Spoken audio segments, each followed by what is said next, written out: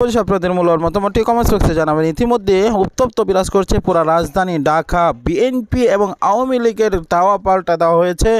BNP একাই ছিল, কিন্তু পুলিশ এবং আওয়ামী লীগ একত্র হয়েও বিএনপির সাথে টিকতে পারলো না, তারা পরিশেষে পলায়ন করতে বাধ্য করেছে।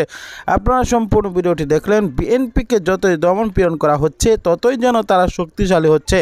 অনেক নেতাকর্মীরা তারা গ্রেপ্তার হয়েও হ্যান্ডকাপ হাতে নিয়েও পুলিশের গাড়িতে করেও কিন্তু স্লোগান আন্দোলন করছেন এবং তারা এই মাঠে থাকবেন বলে ঘোষণা করেছেন।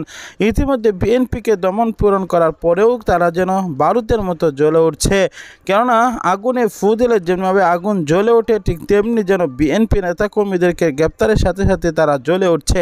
আমরা তৃতীয় দফায় এই অবরোধকে কেন্দ্র করে দেখতে পেরেছি একেবারেই যান চলাচল বন্ধ ছিল। জনগণও এই অবরোধকে সমর্থন করেছে, কেউ মাঠে নামেনি। বরঞ্চ বিএনপিকে সকলে ঘৃণা করা উচিত ছিল, কিন্তু সকলেই বলছে দ্রব্যমূল্য ঊর্ধ্বগতির যে অবস্থা, এর থেকেই এই অবরোধ এসে অবশ্যই ভালো হয়েছে এবং তারা অবরোধকে জনগণ সমর্থন করেছে। আমরা বিস্তারিত আপডেট পরবর্তীতে দিব, তাই সাবস্ক্রাইব করে বেল বাটনটি অন করে রাখবেন। এখনই ভিডিওটি শেয়ার করে ছড়িয়ে দিন, লাইক করে আমাদের সাথেই থাকুন।